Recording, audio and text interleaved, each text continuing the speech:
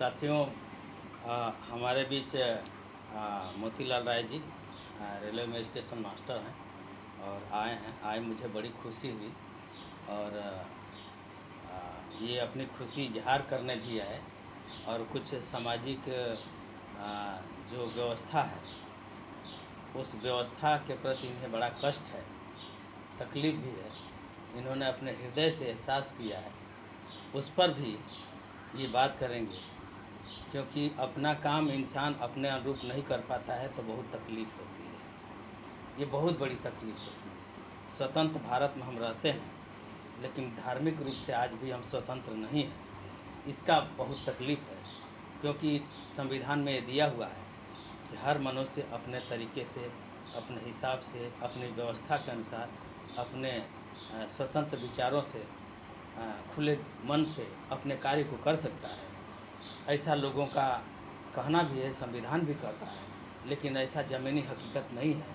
हम सारा पैसा अपना खर्च करेंगे, काम अपने करेंगे, लेकिन देखने में आता है कि जो व्यवस्था है, शायद थोपी हुई व्यवस्था के सामने हम घुटना टेक देते हैं।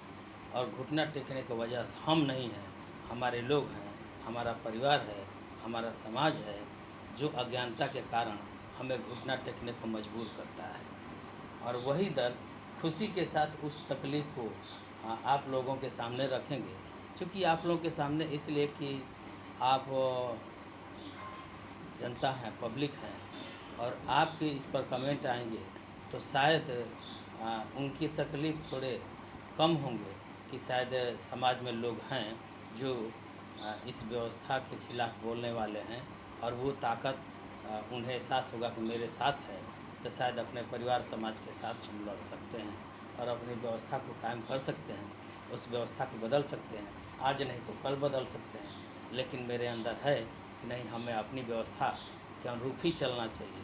अपनी व्यवस्था अपनी स्वतंत्रता के अनुसार हम कर सकें, इसके लिए बल मिलेगा वो आप लोगों से मिलेगा।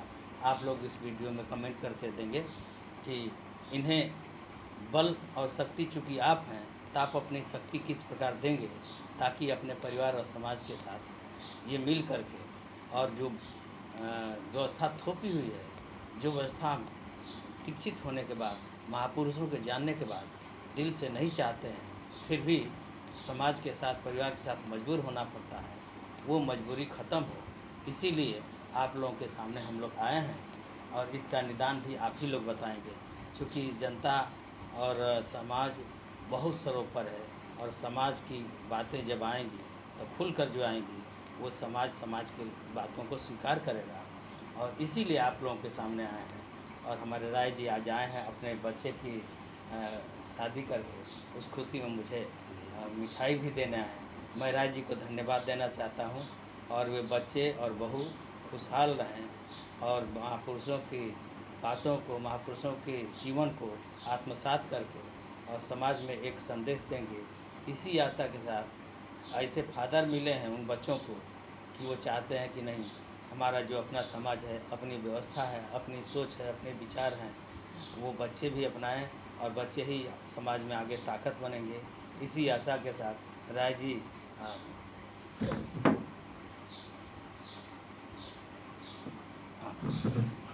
राय जी हमें मिठाई देंगे। धन्यवाद, बहुत बहुत धन्यवाद रामजीत सर जी। पहली तो खुशी, मेरे बच्चे की शादी हुई, इस खुशी के लिए मैं आपको मिठाई का एक छोटा सा उपहार प्रदान करता हूँ। और रही बात आप जो समस्या उठाए हैं इस समाज में, उस समस्या से मैं खुद अभी लड़के की शादी में लड़कर और समाज द्वारा, अपने परिवार द्वारा हार कर और दुखी और शर्मिंदित हो करके और आया हूँ। और दुख इस बात की है कि जो सही हकीकत है, जिसे मैंने पढ़ा है, अपने महापुरुषों के जीवन से सीखा है, उसको लागू करने नहीं देने के लिए मेरा समाज और मेरा परिवार मूर्खतावश पूरा हमारे विरुद्ध खड़ा हुआ। सबसे बड़ी बात यह है कि मैं अपने एक शादी की, इस बच्चे की शादी की घटना बताता हूँ कि मैंने अपनी पत्नी से, अपने बच्चे से और अपने समाज से ये कहा था कि शादी ब्राह्मण की विधि से न कराई जाए। इस पर लोगों ने हमारे विरुद्ध पूरा एकजुट हुआ और कहा कि नहीं, ये परंपरा नहीं है। लड़की वाले पक्ष और हमारे समाज के पक्ष वाले भी बोले कि नहीं, ये परंपरा नहीं है। मैंने उनके परंपरा को समझाने का भरसक कोशिश किया, लेकिन सारे लोग मेरे विरुद्ध थे।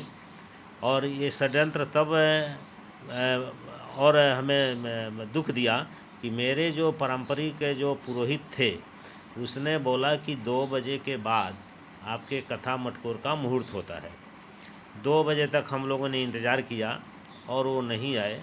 तो मैं 3 बजे के बाद 4 बजे के लगभग में मैं दूसरे जगह गया और एक हमारे शिक्षक रहे हैं, वो भी ब्राह्मण हैं, ब्राह्मणवादी भावना भी उनमें भी है। तो उनके यहाँ पहुँचा और उन्होंने एक दूसरे पुरोहित के यहाँ जा कर के, मेरे साथ एक लड़का भी था, और उन्होंने जा कर के उस पंडित को बोला कि थोड़ा पत्रा खोलिए कि मुहूर्त कब है। तो उस पत्रे में पंडित जी जो देखे, उन्होंने बताया कि मुहूर्त तो सवेरे से ही चल रहा है। तो अब ये बात जो है, एक हमारे पंडित बोल रहे हैं कि 2 बजे के बाद मुहूर्त होगा, और एक पंडित बोल रहे हैं कि सवेरे से मुहूर्त चल रहा है। इस पाखंड, इस परंपरा को मैं बहुत ही दुखी हृदय से परिवार के सामने एक तरह से झुकते हुए मैंने मान लिया कि आज नहीं तो कल ये लोग ज़रूर समझेंगे। और उन्होंने आए और पंडित जी एक आए और उन्होंने अपना मोटा दक्षिणा जो उनको खुश करने के लिए देना था वो देना पड़ा। साथ साथ हमारे वैदिक परंपरा में पुरोहित गिरी का भी अपना एक ड्रेस कोड है। तो वह पेंट शर्ट पहने हुए थे, उन्होंने कहा कि मैं धोती नहीं पहनता हूँ, मुझे पेंट शर्ट ही चाहिए। तो खैर मैं बोला कि ठीक है, वो दे दूंगा, जब सारी परंपरा हो गई तो उसमें कोई बात नहीं है।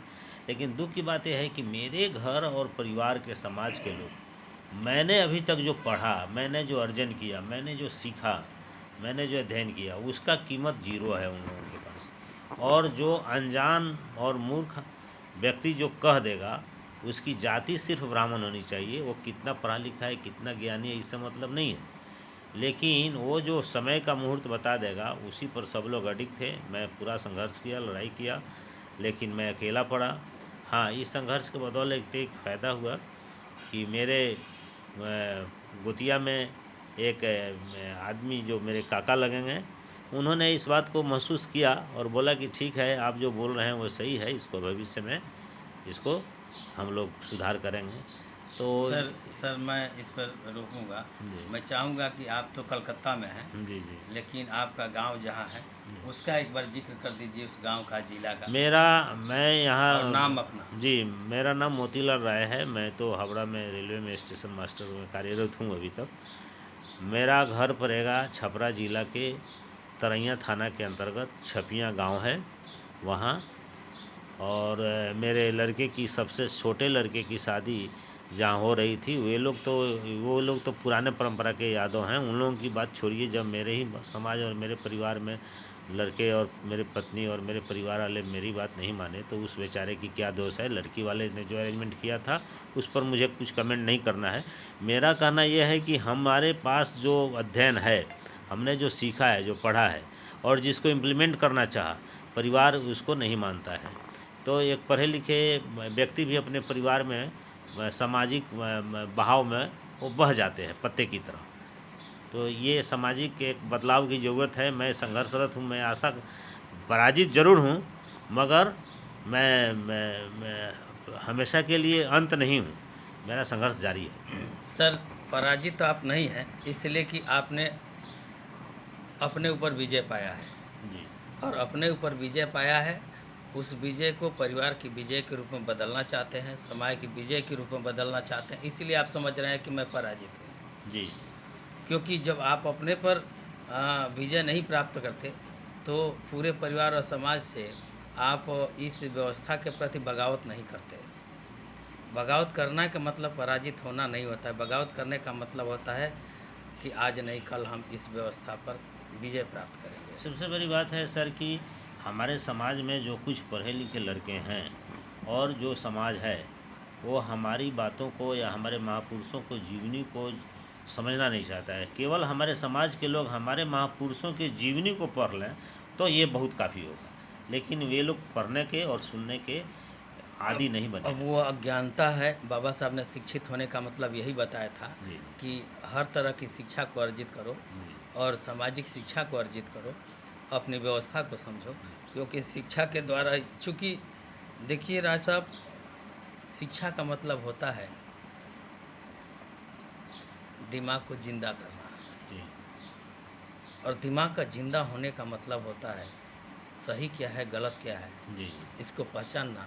इसको परिभाषा के रूप में हम कह सकते हैं एक व्यक्ति है, वो है बुद्ध, बुद्ध। क्योंकि उन्होंने ज्ञान को महत्व दिया, मानने को कहा ही नहीं। नहीं, बुद्ध ने कहा है। और ये आपने लड़ाई की शुरुआत जो की है अपने घर से, क्योंकि हर व्यक्ति समाज में लड़ाई की शुरुआत करता है, और जो व्यक्ति घर से शुरुआत करता है, हमारे महापुरुषों ने अपने घर से शुरुआत किया था। और सबसे बड़ी खुशी की बात है कि आपने घर से लड़ाई शुरू किया है, इसीलिए समाज के हित में होगा और समाज को उसका लाभ मिलेगा। आशा करता हूँ मेरा संघर्ष जारी रहेगा, क्योंकि मैं गलत नहीं हूँ, गलत पथ पर नहीं हूँ, मैं सत्यवाद बोल रहा हूँ। और हमारे महापुरुषों को हमारा समाज पहचान जाए तो उसका कल्याण हो जाएगा। और समाज में दिल की बात, और अपने परिवार में अपने लोगों से दिल की बात करके ही हम दिल की बात को समझ सकते हैं, दिल को बदल सकते हैं। बिल्कुल। समाज में और व्यवस्था बदलने के लिए तो दिमाग से काम लेना ही पड़ेगा, और वो दिमाग शिक्षा से ही आएगा, महापुरुषों को पढ़ने से ही आएगा। क्योंकि जिस व्यवस्था को हम मान रहे हैं उसमें दिमाग को मूढ़ कर देता है, मूर्ख बना देता है, अंधा बना देता है, बहरा बना। लेकिन हमारे महापुरुषों ने जो ज्ञान दिया है उससे दिमाग खुलता है, और जब दिमाग खुलता है तो हमें तर्क शक्ति आती है और उस ज्ञान को अर्जित करने की क्षमता भी आती है। जी जी, हमारे लोगों को अपना इतिहास जानना चाहिए, मालूम नहीं है, इसलिए मेरा विरोध करते हैं। आज हमारे लोग जो अच्छे मकानों में रह रहे हैं, अच्छे कपड़े पहन रहे हैं, अच्छा खाना खा रहे हैं, इसके पीछे जो बलिदान है हमारे महापुरुषों का, इसका वे जानकारी नहीं रखते, या उन्हें जानने ही नहीं दिया गया आज तक, उनसे छुपाया गया। अंत में सर आपको मैं बहुत बधाई देता हूँ। आप अपने को पराजित न समझें, अपनों में पराजित नहीं होता है आदमी। पराजित तो हम शुरू से उस व्यवस्था से हैं। जी जी। और पराजित नहीं है, बल्कि उससे लड़े नहीं हैं। लड़े नहीं हैं। और बिना लड़े पराजित हैं। जी जी। तो बिना लड़े को पराजित होना, ये पराजित की परिभाषा नहीं है। तो हम जब लड़ना शुरू किए हैं तो आज नहीं कल, और चूँकि हम अब पहले अपने से लड़े हैं तब परिवार में जा रहे हैं, तो अपने से लड़ के विजय प्राप्त कर लिया है, तो परिवार आज भी नहीं कल समझेगा। चूँकि एक दिन की बात नहीं है, और परिवार से लड़ना नहीं है, परिवार को समझाना है और उन्हें महापुरुषों को और हमारी व्यवस्था के प्रति शिक्षित करना है, प्रशिक्षित करना है, और आपसे भी वो मजबूत होंगे एक दिन। इसलिए आप 2 शब्द परिवार के लिए बोलिएगा और गांव के लिए बोलिएगा, और 2 शब्द पूरे समाज के लिए बोलिएगा। मैं पहले अपने परिवार के लिए ये कहना चाहूँगा कि जब मैं परिवार का हित सोचता हूँ तो मैं जो कुछ कह रहा हूँ वो भला बुरा कैसे सोच सकता हूँ, इसलिए हमारे परिवार के लोगों को हमारी बात मानना चाहिए। मैं परिवार का एक परिवार आपकी बात नहीं, बल्कि आप चूँकि आप ये कहिए कि मेरी बात मत मानो, हमारे महापुरुषों की बात मानो। महापुरुषों को हमारे परिवार के लोग तो नहीं समझ पाए, लेकिन मैं समझाऊँ। और मैं कभी आप जो कर रहे हैं अपनी बात नहीं कर रहे हैं, पूर्वजों की बात कर रहे हैं, पूर्वजों की बात है, महापुरुषों की बात कर रहे हैं। वो समझ नहीं रहे हैं, वो समझ नहीं रहे हैं। चूँकि हम हमारे माध्यम से ज़्यादा समझेंगे, पापा कह रहे हैं, पत्नी सोच रही है कि पति कह रहे हैं, लेकिन आप उन्हें जरूर कहिए कि हम नहीं कह रहे हैं, हमारे महापुरुष कह रहे हैं। मैं अपने बेटा और पत्नी के लिए ही ये संदेश दे रहा हूँ कि मुझसे ज़्यादा शुभचिंतक, मुझसे ज़्यादा अच्छा भलाई चाहने वाला परिवार का और कौन हो सकता है। और गांव के लोगों के साथ, और गांव के लोगों से मेरा ये सहयोग है कि जिस तरह से मैं परिवार के लिए एक शुभचिंतक हूँ, उस तरह से मैं अपने गांव, अपने समाज के लिए भी शुभचिंतक हूँ। मुझे दुख इस बात का है कि मेरा न तो परिवार न मेरा समाज अपने महापुरुष को, पूर्वजों को जानता है। अब हमारे पूर्वजों को गलत तरीके से पेश किया हमारे एक विरोधी समाज के कुछ लोगों ने। हमारा रिक्वेस्ट, विनती यही है अपने समाज से कि ज़्यादा कुछ न करें, कम से कम अपने महापुरुषों की जीवनी को पढ़ लें, जिनमें गौतम बुद्ध, ज्योतिबा फूले, पेरियार साहब, ललई सिंह यादव और रामस्वरूप वर्मा, जोगदेव बाबू, और सबसे बढ़कर सबको समाहित करते हैं तो डॉक्टर B.R. अम्बेडकर को पढ़ लें, तो अपने समाज के बारे में जान जाएंगे। यही सब। और समाज के लिए सर, समाज के लिए मेरा ये संदेश है कि जो जहाँ है, जितना है, अपने स्तर से संघर्ष को जारी रखें। कोई ज़रूरी नहीं है कि हम एक ही बार में सफल हो जाएंगे, लेकिन हाँ, संघर्ष तो जारी रहेगी, सफलता एक न एक दिन ज़रूर आएगी। चींटी पहाड़ पर चढ़ती है तो गिरती है, उठती है, फिर गिरती है, लेकिन एक बार चढ़ ही जाती है। चलिए सर, आप अपनी वेदना को समाज के सामने रखा और समाज के लोग क्या कमेंट करते हैं, क्या सहयोग करते हैं, किस रूप में करते हैं, इसके लिए बहुत बहुत धन्यवाद जी, सर। बहुत बहुत धन्यवाद बहुत सर। जय भीम, जय जय भीम। भीम।